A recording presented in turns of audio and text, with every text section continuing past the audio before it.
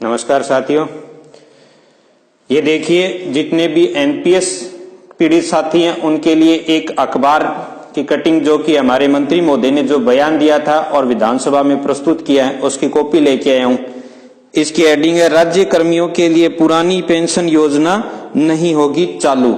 और इसमें शांति धारीवाल जी ने जो बयान दिया है उसमें वो ये कहते हैं कि एनपीएस के लिए प्रति वर्ष राज्य सरकार जो है वो 1800 करोड़ रुपए खर्च करती है और यदि वो कर्मचारियों को ओल्ड पेंशन देती है तो उसको खर्च करने होंगे 17,989 करोड़ रुपए, जो कि राजकोष पे एक बहुत बड़ा घाटा है। देखने में तो ये आंकड़ा ऐसे लगता है जैसे ये असंभव आंकड़ा है और सरकार यहाँ पर कर्मचारियों पे 10 गुने पैसे खर्च करने की कंडीशन में नहीं है। लेकिन मैं आज इसको आपको सिद्ध करके और कुछ आंकड़ों से ही आंकड़े समझाने की कोशिश करूंगा, जो आंकड़े ये सिद्ध करेंगे कि वास्तव में हम अपना मूल जो पैसा है उस पैसे के बिना केवल उसके ब्याज से भी ओल्ड पेंशन ले सकते हैं। देखिए उसी बात को आगे बढ़ाते हैं। एक सामान्य कर्मचारी की 35 वर्ष की जो सेवा काल है उस सेवा काल की गणना करते हैं कि कितना पैसा आता है, कितना हम राजकोष को देते हैं और वो हमें क्या देते हैं। देखिए जहां से मंत्री महोदय ने बात खत्म की है वहीं से शुरू करते हैं। 1800 करोड़ रुपए सरकार हमें एनपीएस के रूप में खर्च करती है हमारे ऊपर, तो 1800 करोड़ रुपए कर्मचारी की तनख्वाह से काटे जाएंगे। 1800 करोड़ और 1800 करोड़ जुड़ के प्रथम वर्ष में 3600 करोड़ रुपए होते हैं। और इसी बयान का अगला हिस्सा है कि प्रति वर्ष 10% खर्चा बढ़ता जा रहा है, तो यहां पर 180 करोड़ रुपए बढ़ेंगे, तो ये 1980 करोड़ रुपए 1980 करोड़ रुपए ही सरकार जमा करेगी, तो ये पैसे होते हैं 3,960 करोड़ रुपए। तीसरे वर्ष में राशि होती है 2178 करोड़ रुपए कर्मचारी के, 2178 करोड़ रुपए सरकार के, और ये पैसा होता है 4,356 करोड़ रुपए। चौथे वर्ष में ये राशि होती है 2,396 करोड़ रुपए और सरकार इसी पे इतने ही पैसे मिलाएगी, तो ये राशि होगी 4,792 करोड़ रुपए। पांचवें वर्ष में 2,636 रुपए कर्मचारी के तनख्वाह से काटे जाएंगे 10% एनपीएस के लिए और 10% गवर्नमेंट मिलाएगी, तो ये पैसे होते हैं 5,272 करोड़ रुपए। शुरू के ये 5 साल वर्ष के जो पैसे हैं ये होते हैं 2001 21,980 करोड़ रुपए। इस पैसे को मैंने सरकार की इन्वेस्ट की बजाय जो हमारी सार्वजनिक उपक्रम और संवैधानिक संस्थाएं उनमें निवेश करने से कितना बेनिफिट होगा, मेरा पूरा मैटर इसी पे आधारित है। इसके लिए मैंने बेस बनाया है 5 वर्ष के लिए पोस्ट ऑफिस की आरडी जब होती है तो उसमें 1,000 रुपए की मेच्योरिटी 72,600 रुपए होती है। तो यदि इसी पैसे को जिस तरीके से पर मंथ हमारी पेमेंट से काटा जा रहा है, यदि गवर्नमेंट इसको पोस्ट ऑफिस में एक आरडी के रूप में इन्वेस्ट भी करे तो उस पे मेच्योरिटी कितनी आएगी, ये है इसका आधार 5 वर्ष का। और जब इन पैसों को पोस्ट ऑफिस में आरडी के रूप में 5 वर्ष के लिए इन्वेस्ट किया जाता है तो इसकी मेच्योरिटी होगी 25,000 करोड़ रुपए। और इन 25,000 करोड़ रुपए को एसबीआई बैंक जो हमारे देश का सबसे बड़ा उपक्रम है, इसके अंदर यदि 5 वर्ष के लिए एफडी के रूप में इन्वेस्ट किया जाए तो ये पैसे बनते हैं शुरू के 5 वर्ष में 36,250 करोड़ रुपए। फिर इसी को वापस 5 वर्ष के लिए एफडी किया जाए तो ये पैसे बनते हैं 52,562 करोड़ रुपए। इसी को वापस 5 वर्ष के लिए इन्वेस्ट किया जाए तो ये बनते हैं 76,215 करोड़ रुपए। और इसको अगले 5 वर्ष के लिए यानी 25 से 30 वर्ष के बीच का जो समय उसके लिए वापस एफडी की जाती है तो ये बनते हैं 1,10,512 करोड़ रुपए। और लास्ट 30 से 35 वर्ष का जो आयु काल है एक सर्विसमैन का लास्ट साल, उसके लिए यदि इन्वेस्ट करते हैं तो पैसे बनते हैं 1,60,243 करोड़। और इन पैसों को अब जब लास्ट टाइम इन्वेस्ट करेंगे तो ये पैसे बनेंगे 2,32,552 करोड़ रुपए। यानी कि एक कर्मचारी के शुरुआती 5 वर्ष में जो एनपीएस कटता है उसका लास्ट जब 35 वर्ष की उसकी सर्विस पूरी होती है तो पैसे बनते हैं 2,32,352 करोड़ रुपए। ये प्रारंभिक 5 वर्ष का पैसा है जो लास्ट में 35 वर्ष की उसकी सेवा पर पूर्ण होकर उसको मिल सकता है post office RD plus SBI bank की एफडी से। इसी प्रकार 5 से 10 साल के अंदर जितना पैसा आएगा और इन्वेस्ट होगा वो पैसा बनता है 2,79,208 करोड़ रुपए। 11 से 15 वर्ष के बीच में जो पैसा आय कटेगा और उसी को उसी क्रम में हम पोस्ट ऑफिस और एसबीआई बैंक में इन्वेस्ट करते हैं तो पैसा बनता है 3,04,882.29 करोड़ रुपए। 16 से 20 वर्ष के 5 वर्ष के अंतराल में जो पैसा कटता है और इन्वेस्ट होता है उस पैसे से पैसा बनता है 3,38,412 करोड़ रुपए। 25 से 30 वर्ष के बीच में जो पैसा कटेगा उसके इन्वेस्ट से पैसा बनता है 3,75,954.33 करोड़ रुपए। और अंतिम जो 5 वर्ष है 31 से 35 वर्ष की सर्विस के उसमें पैसा बनता है 4,63,841.4 करोड़। इस प्रकार से इन सारे पैसों को प्रथम वर्ष से 35 वर्ष की लास्ट की आयु तक सर्विस की जो आयु है वहां तक काउंट करें तो ये पैसा बनता है 24,56,255.53 करोड़ रुपए।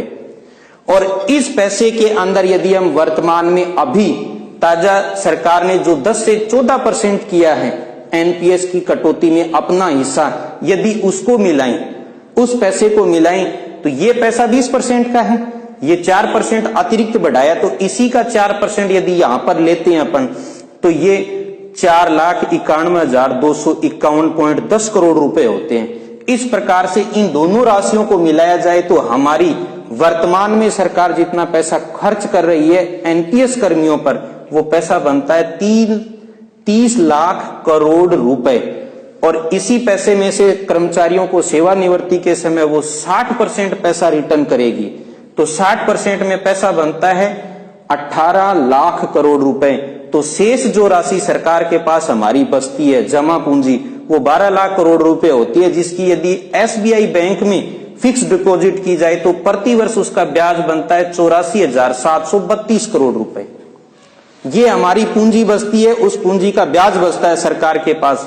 अभी मूल राशि सुरक्षित है, केवल ब्याज इतना बनता है। अब उसी बयान के दूसरे हिस्से पे आते हैं। धारीवाल जी का जो बयान है उसमें वो ये कहते हैं कि 17,989 करोड़ रुपए ओल्ड पेंशन यदि हम देते हैं कर्मचारियों को तो खर्च करनी पड़ेगी। एक बार देखिए आप, ये 84,732 करोड़ रुपया और ये है 17,989 करोड़ रुपया। यदि इस पैसे को हम बैंक के हिसाब से भी डबल के तरीके से माने तो ये पैसा कितना बनेगा, ये आप खुद गणना करें और ये बताएं इस पैसे की और इसमें कितने गुना का फर्क है। यदि हम इसको मोटे तौर पर भी लें तो ये 4 गुना से भी ज्यादा राशि है, जबकि यदि हम हर 10 वर्ष के अंदर राशि को कैलकुलेट करते हैं तो वो राशि इतनी ही बनती है। यानी कि हम यदि अपनी जो मूल राशि है 12 लाख करोड़ रुपए हम एनपीएस कर्मियों ने राजस्थान सरकार के पास मूल राशि छोड़ी है, वो यदि हम राज्य के हित के लिए छोड़ भी देते हैं, त्याग भी देते हैं, फिर भी हमें हमारे पैसे के ब्याज से ओल्ड पेंशन मिल सकती है। ये तो है उनके बयान का विश्लेषण। अब थोड़ी सी गणना, हमारे देश की सबसे प्रतिष्ठित जो मासिक पत्रिका है इंडिया टुडे, इसके जनवरी के संस्करण में जो छपा है सबसे ऊपर हेडलाइंस में एनपीएस, पेंशन का टेंशन। इसी को यदि हम देखें और ये जानने की कोशिश करें कि वास्तव में एनपीएस का टेंशन है क्या चीज, तो इसके लिए मैं एक छोटी सी गणना और आपको इसी से की हुई बताऊंगा और उसके बाद में कुछ सवाल हैं जो हम सरकारों के सामने रखना चाहते हैं। इसी पत्रिका के अंदर जो दिया हुआ लेखा जोखा वो ये कहता है कि 1 जनवरी 2004 को सरकारी कर्मचारियों के लिए गवर्नमेंट ने इसे अनिवार्य रूप से चालू किया था, 1 जनवरी 2004 को, और इसी योजना को 1 मई 2009 के समय से आम नागरिक के लिए खोला है। और उसी समय पीएफआरडीए के चेयरमैन थे धीरेन्द्र स्वरूप। इन्होंने कहा था कि अगले 5 वर्ष में 8 करोड़ लोग इस योजना से जुड़ेंगे। अब देखिए इसका क्या परिणाम आता है। 5 वर्ष में 8 करोड़ लोगों के जुड़ने का दावा किया था, जिस दावे की पोल इंडिया टुडे खोलती है और ये बताती है कि गवर्नमेंट कर्मचारियों पर सरकार ने अनिवार्य रूप से 100% इसको अपनाने का टारगेट थोप के जबरदस्ती उनसे ये लेने के लिए मजबूर किया, जबकि आम नागरिक जो कि इस लक्ष्य में 7 लाख और 7 करोड़ 39 लाख होते हैं टारगेट के हिसाब से। केवल देश के 1 करोड़ 93 लाख नागरिकों ने एनपीएस को अपनाया है। इसका मतलब इस योजना की सफलता 26.11% आती है। 26.11%। इस आंकड़े को ढंग से देखिए, 26.11% देश के ऐसे समझदार नागरिक हैं जो एनपीएस को अपनाना चाहते हैं, जबकि हमारे ऊपर सरकार ने जबरदस्ती 100% एनपीएस थोप दिए। ये तो रहा ये। और इसी के क्रम में इंडिया टुडे के अंदर ये देखिए, एनपीएस के वर्तमान चेयरमैन ने इनका बयान छपा है। इस बयान को आप गौर से पढ़िए। इस बयान में कहीं पर भी ऐसा नहीं है कि इतना एश्योर्ड रिटर्न हमें मिलेगा। हर बात के लिए कहते हैं होगा, हो सकता है, मिल सकता है। कहीं पर भी इन्होंने इस चीज का दावा नहीं किया है कि हम इस पेंशन प्लान के जरिए कोई भी सामाजिक सुरक्षा दे सकते हैं कर्मचारी को।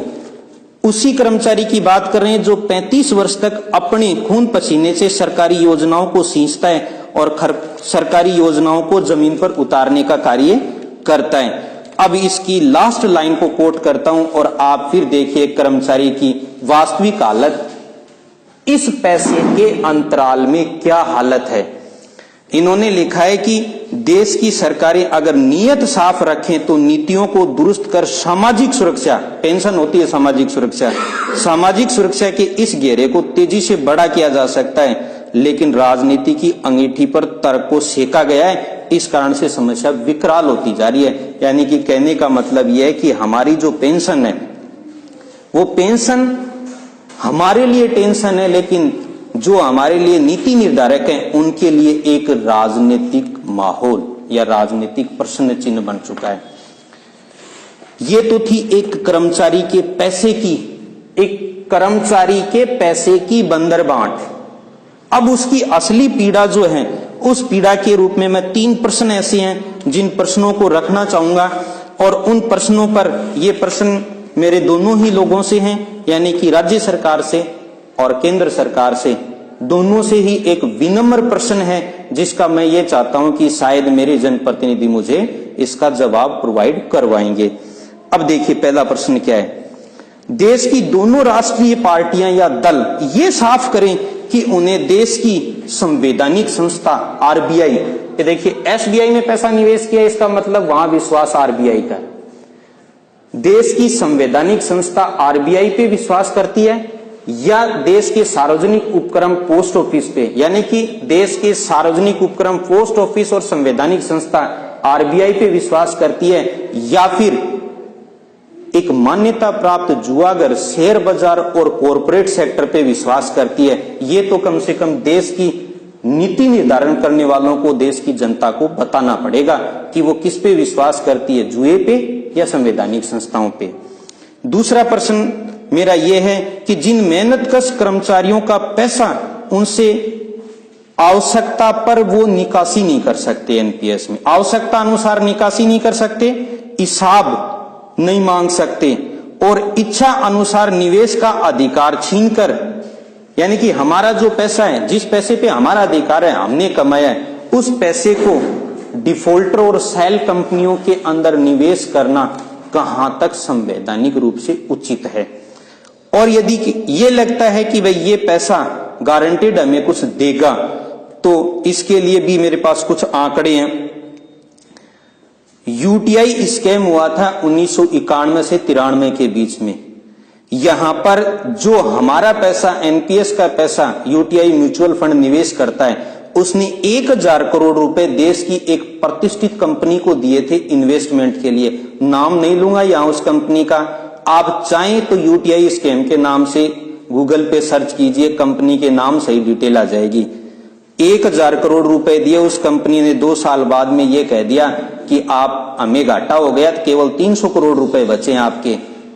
और ऐसी स्थिति में उन 700 करोड़ रुपए जो डूबे निवेशकों के, आज डूबेंगे तो कर्मचारियों के। उस समय हम नहीं थे उस दायरे में, लेकिन उस समय भी निवेशकों का पैसा डूबा। उस पैसे की गारंटी ना तो भारत सरकार दे पाई और ना ही सेबी उस पैसे की गारंटी दे पाई। वो जो भी इन्वेस्टर थे वो सारे अपने आप को ठगा महसूस किए और उनका वो पैसा डूब गया।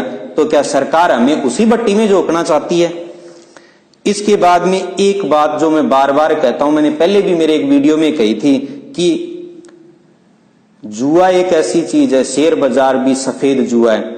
जब पांडवों ने द्रौपदी जी को दांव पे लगाया तो उन्होंने अपनी गलती थी, उन्होंने दंड भुगता, लेकिन आज हमारा पैसा सरकार निवेश कर रही है उस शेयर बाजार में। कल को यदि उसका दंड भुगतना पड़ा तो क्या सरकार हमें एश्योर्ड रिटर्न की गारंटी देती है? क्या वो दंड हमें नहीं भुगतना पड़ेगा, इसकी गारंटी सरकार दे सकती है क्या? एक आखिरी प्रश्न है मेरा, देश की दोनों ही राष्ट्रीय पार्टियों के जो शीर्ष पे बैठे हुए सत्ताधीश हैं उनसे है। हमारे देश की सबसे पुरानी राजनीतिक पार्टी कांग्रेस और उसके मुखिया श्रीमान राहुल गांधी, जो ये कहते हैं बार बार कहते हैं, दिखाने का प्रयास भी करते हैं और हो सकता है कि वो सत्य भी हों, लेकिन उसी वे में मेरा एक प्रश्न है उनसे, उनके आराध्य देव है भगवान शंकर, बाबा अमरनाथ, जिनकी यात्रा पर अभी वो जाके आए और उन्होंने खूब उसका प्रचार किया। उनसे कुछ प्रेरणा लें और वो सीखें। जब समुद्र मंथन से विष निकला था तो भगवान शंकर ने अपनी अनुयायी, या ये कहें कि आज वो यदि हमारे लिए भगवान है तो हम उनके कर्मचारी हुए तो अनुयायी हैं, अपने अनुयायी देवताओं को बचाने के लिए उस विष का पान किया और देवताओं को उसके बदले क्या दिया? अमृत दिया, जिससे कि वो अमर हुए। आज क्या वो हमारे से हमारे बुढ़ापे का अमृत, हमारी पेंशन छीन के खुद नहीं पी रहे हैं क्या? और नहीं पी रहे हैं, या उनकी नीयत हमारे प्रति इतनी साफ है तो कम से कम वो खुल के कहते क्यों नहीं इस विषय में? दूसरा जो मेरा प्रश्न है वो हमारे देश की उस राजनीतिक पार्टी से संबंधित है जो एक मर्यादा पुरुषोत्तम की श्रेणी में अपने आप को कहती है और शायद उस भगवान मर्यादा पुरुषोत्तम राम के नाम से ही वो आज यहां तक पहुंचे हैं। दूसरा प्रश्न मेरा हमारे प्रधान सेवक प्रधानमंत्री जी से है। अयोध्या और भगवान राम के नाम से 2 सांसदों वाली पार्टी आज वास्तविकता में एक पूर्ण मेजोरिटी में संसद में बैठी है। भगवान राम के चरित्र से मैंने 3 अलग अलग जगह उठाई हैं जहां पर उन्होंने अपने ही अनुयायियों के लिए एक खुद के चरित्र से प्रेरणा सिद्ध की है, या ये कहें कि उन्होंने एक आयाम स्थापित किया है। दासी थी एक मंथरा, कर्मचारी थी, नौकर थी। उस नौकर के किए हुए और उसकी विचारधारा के कारण से भगवान राम को वनवास हुआ, लेकिन उन्होंने अपनी प्रजा के सामने एक बहुत बड़ा उदाहरण प्रस्तुत करने के लिए, जब भरत जी ने भी ये कहा कि नहीं मुझे राजपाट नहीं चाहिए, मैं आपके साथ वन में चलूंगा, तो उन्होंने सहर्ष खुद वनवास स्वीकार किया था। दूसरा, जब लंका पर चढ़ाई की तो बाली और सुग्रीव 2 ऐसे व्यक्ति थे, यदि रामचंद्र जी चाहते तो बाली को साथ लेते। रावण को बाली पहले हरा चुका था, लेकिन उन्होंने एक पतित को या एक शोषित व्यक्ति को साथ में लिया और लंका को जीता, जिसे उन्होंने यह उदाहरण प्रस्तुत किया कि यदि कोई व्यक्ति कमजोर है लेकिन वो यदि सही है, सत्य है उसकी बात, सिद्धांतों पे अडिग है, तो हमें लेना उसको साथ चाहिए। क्या आज ये कर्मचारी जो पेंशन के लिए मांग कर रहे हैं ये अपने सिद्धांतों में गलत हैं, तो आप हमें अनुग्रहित कर सकते हैं, हमें समझा सकते हैं। एक गार्जियन तो अपने बच्चों को समझा ही सकता है। और एक आखिरी और छोटा सा प्रश्न है, लास्ट, इसी क्रम में रामचंद्र जी से एक धोबी, और उसके कहने से उनको स्वयं को पता था कि ये बात गलत है, फिर भी उन्होंने जनता के सामने उदाहरण प्रस्तुत करने के लिए और सीता जी का त्याग कर दिया। कहने का मतलब ये है कि हम आपसे उस आचरण की उम्मीद करते हैं, क्योंकि उम्मीद हमारी आखिरी आप हो। इसलिए कम से कम इन कर्मचारियों को इनके बुढ़ापे के लिए आप सुरक्षा दे सकते हैं, ये हमारी आपसे विनम्र अपील है। हम आपसे इस बात की उम्मीद रखते हैं, कम से कम आप हमारी बात पे सुनेंगे, ये हमारी आपसे विनम्र अपील है। ये है